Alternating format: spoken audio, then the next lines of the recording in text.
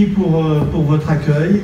Et moi, en premier lieu, ce que je vais faire, donc ce trophée, eh bien écoutez, je vais le dédier et le remettre aux bénévoles donc, qui ont créé le musée de la Galoche.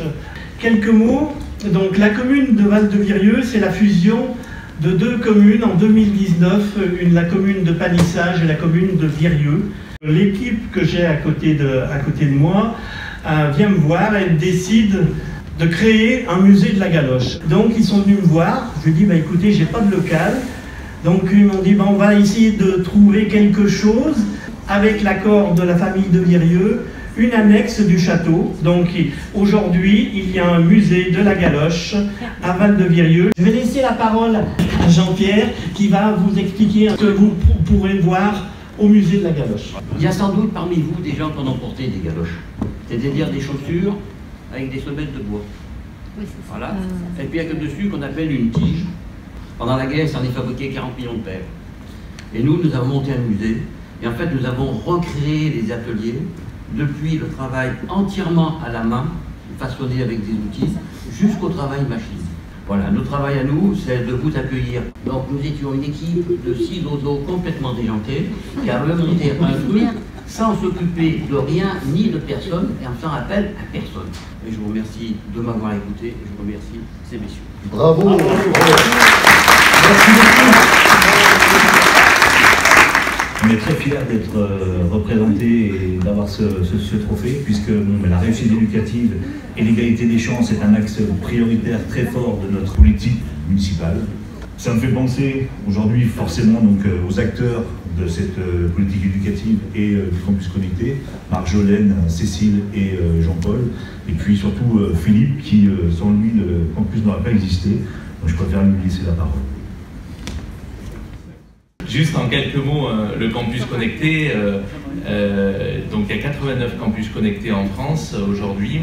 Alors pourquoi celui de Belleville est particulier, ou en tout cas on pense qu'il est particulier, puis vous l'avez un peu pensé aussi, il part d'un constat qui est un peu général, c'est que aux inégalités sociales, culturelles, économiques se rajoute une fracture, une ségrégation territoriale et géographique. On a un territoire rural, très proche de la métropole de Lyon, 40 km de Lyon, mais malgré tout, il y a un décrochage énorme quand on arrive aux études supérieures.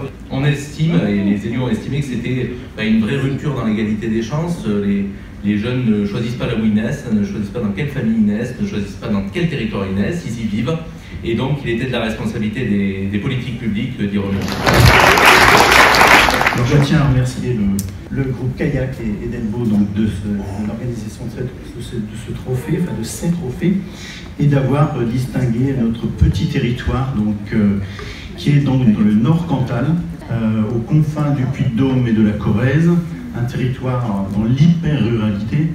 Donc j'ai mis un mandat, celui de 2001 à 2008, à convaincre les autres élus de créer une politique culturelle. Nous avons fait un diagnostic, nous avons commencé à faire une petite programmation autour de 6 000 €, je crois, en 2007. Nous sommes aujourd'hui à une politique culturelle d'environ 150 000 €. Donc c'est pour vous donner la trajectoire. Alors ça, c'est pas fait tout seul. C'est un travail que nous avons fait en binôme. Hein. C'est depuis 14 ans, 15 ans, et nous travaillons sur cette compétence. Ça passe par une convention de jumelage culturel avec le collège de territoire. Ça passe par une convention avec la DRAC aussi de parcours d'initiation à la culture des enfants. Donc c'est une politique culturelle qui donc, propose des spectacles, mais aussi des ateliers, la présence d'artistes. Donc la convention de jumelage culturel avec le collège permet à des artistes d'intervenir au sein du collège pour des spectacles et des ateliers. Je vais essayer d'être bref, aussi rapide et efficace comme il est habituel à Vernouillet. Déjà vous dire un grand merci à vous parce que le concept du Trophée des territoires pour nous c'est aussi une chance et je pense qu'on l'a tous bien compris. La chance d'être vu, la chance d'être reconnu, la chance de partager et la chance éventuellement de cultiver des énergies positives comme j'ai entendu tout à l'heure et c'est bien là l'enjeu des élus locaux de cultiver des choses positives au quotidien. Nous, à Vernouillet, on fait des choses relativement simples et on essaye que ce soit efficace. Déjà, vous dire que ce trophée, c'est pas le mien. c'est celui d'une équipe municipale, bien entendu, que j'anime, et merci à ma première adjointe d'être là aujourd'hui. C'est un trophée aussi qui appartient au monde associatif, c'est un trophée qui appartient au service public, c'est un trophée qui appartient à ses habitants. Et donc, une fois de plus, on s'aperçoit que quand on réussit, c'est quand on est plusieurs, et que c'est encore mieux quand la réussite est collective et partagée. La galoche à la vôtre. Flotte toujours plus haut. France, ton histoire et ton nom claquent comme un drapeau. C'est la flamme du soldat qui ravive la foi. Ta patrie est partout là où rayonne la France. C'est le F, révolté de la fraternité. C'est le R, espérance de toutes les résistances. C'est le A, constellé des plus fortes amitiés. C'est le N, infini d'une nation unie. C'est le C, qui présage de la force du courage.